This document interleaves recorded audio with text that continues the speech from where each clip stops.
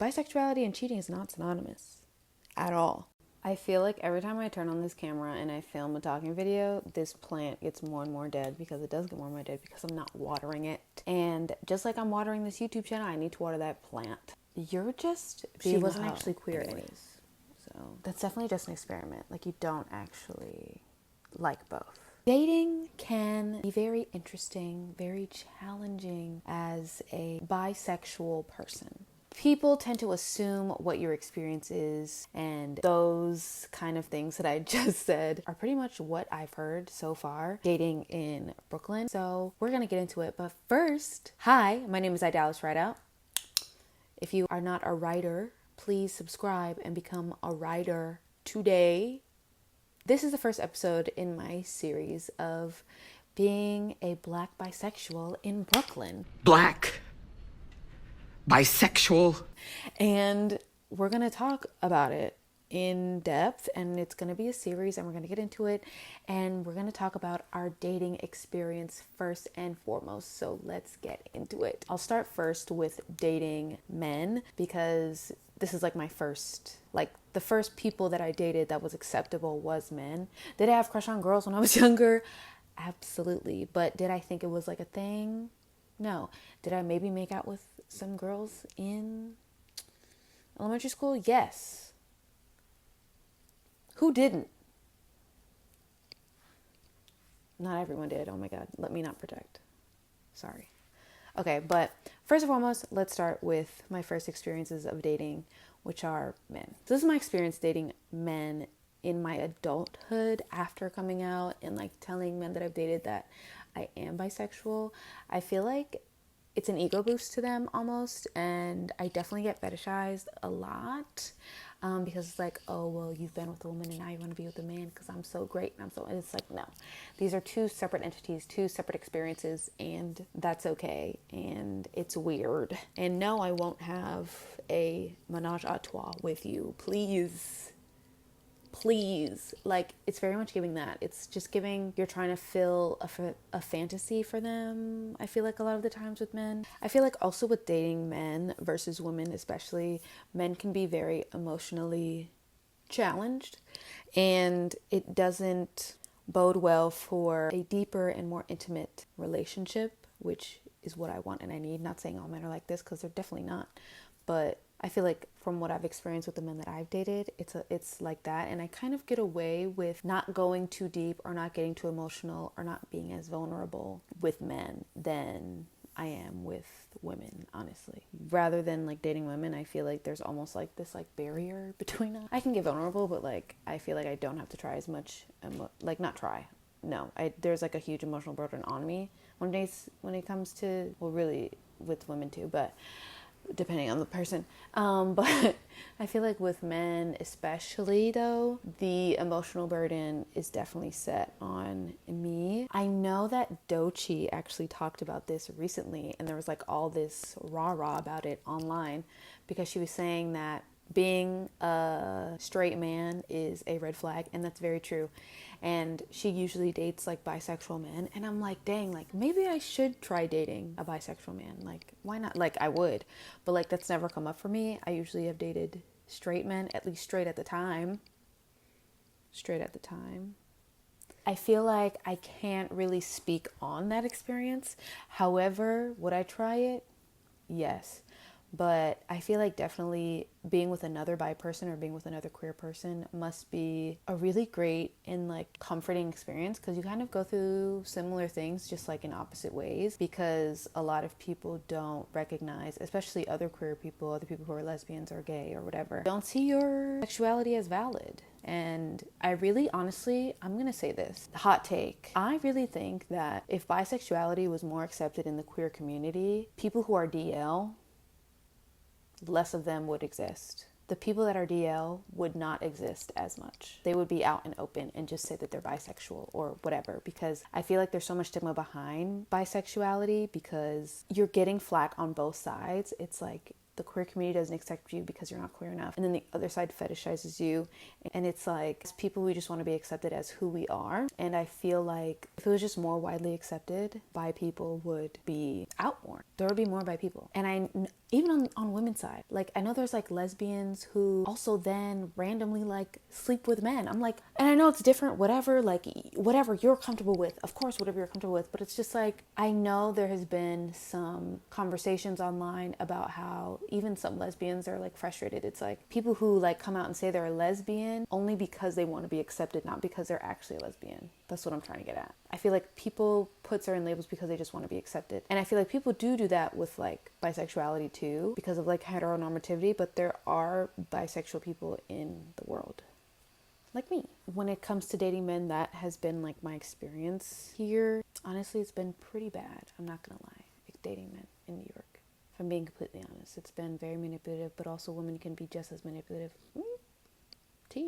I feel like especially when it comes to my bisexuality, men just see more of like an opportunity, or like I'm like a medal or something that they won because they're like it's weird. Funny story, not really funny story, but I had come out to one of my exes years ago, and he felt like, oh, if I go and I sleep with like a woman, or I date a woman after we break up, it was like emasculating to him, or it was like he didn't do like a good job or something, and he made it about himself. And I feel like on both sides, men and women, they make it about themselves, about who you date after or who you've dated before. And for him, it just like emasculated him that I would date someone of the same sex or anything like that. And that's not the only thing he felt emasculated by. But that's not the point. Your actions as a bisexual person, some people can take that and have that dictate how they feel about themselves because of their own insecurities, and then they place them on you. And I feel that throughout my relationships after coming out as bisexual, that's been a theme throughout, that they're insecure about my sexuality, which is like insane. They're so insecure that like, I'm gonna be a hoe, or I'm not queer, or I'm gonna go be with a woman and they're gonna feel bad or whatever, and then they're gonna place it on me during the relationship so that I feel bad about being myself, so then I have to suppress who I am. That has been a raging thing, but that goes for both men and women. But I first experienced that when I was with a man when I had first come out. So now let's talk about dating women specifically in Brooklyn for me. So I've dated women and non-binary people as well. I know they're a different category, but kind of joining them in a little bit into like that queer kind of space. And honestly, those connections are deeper, or they have been. I feel like also because we are the same sex, there are certain things that I don't have to explain, or that they completely understand or are extremely empathetic to. And usually their empathy is more exercised, it's mature, so the relationship is a bit more vulnerable for me. But also, women can also project a lot of their insecurities. There have been relationships where my partner felt I, again, as a bisexual person, was fiending for a man, or fiending for this particular function of this one person, that like they could not physically give it to me because of their anatomy. You know where I'm going here with this. Honestly, truly don't understand. And in turn, it made them think that I was going to cheat. So again, another stereotype being placed on me that we're hoes or we're X, Y, and Z, like, which completely isn't true. Just because I like both doesn't mean I have to always have both at a certain time. And of course, like monogamy and like polyamory is like a whole like other conversation. For my more monogamous relationships that I've been in mostly monogamous relationships. I've been in one polyamorous relationship. And to say the least, when it comes to my monogamous experiences and being in those spaces with women, it can be very, I've recorded this part 4 times. This is my 4th time and it keeps not saving. Okay, so the Walla was can be very insecure, and they could project that insecurity because of past experiences with bisexual people, and it's crazy. Why are we projecting that? Not every bisexual is going to cheat on you. Bisexuality and cheating is not synonymous at all. We need to stop this narrative of that, because it's just not. And bisexual, why do I keep saying that? Bisexual people are very valid in who they are, and their sexuality and all of those things. And I feel like a lot of the insecurities that other people in the community project onto us is because they've been hurt by someone who was bisexual. And you can't put us all in a box. We're not all a monolith, because we come in different colors, different shapes, different whatever, different backgrounds, different lifestyles. And the insecurities that you're projecting onto other people in relationships, and just not even relationships, just generally, is for you to dissect and not anybody else. It's also crazy, not really crazy, but it's crazy to me that people who are in the queer community, other people that are also in the queer community, because people who are heteronormative, people who are straight, did that to them, so they then do it to people inside the community because that's what they know. You repeat what your oppressor does to other people. And it's just sad. It's like we always preach community, community, community, community, but how are you creating community when you're judging someone or prejudging someone just because of your past experiences with someone who's in your community, literally LGBTQ, you know, it's disheartening to say the least, especially living in Brooklyn for these amount of years and dating and seeing the reactions that I get as a bisexual person. Yeah, and I think this is definitely a conversation that needs to be had for sure, and more people need to talk about it and talk to themselves about it, because maybe the reason why you're reacting that way when someone calls themselves bisexual is because you yourself may be as well. Maybe you do like men. I don't know. I feel like people usually have a reaction or judge you or see something negative in you because that's something that they also see in themselves. When you see something that you don't like in someone, it's because it's something that you don't like in yourself. So me liking men as well as women and being honest about that, honestly, truly, like, I don't want to be offensive to lesbians. Like, I know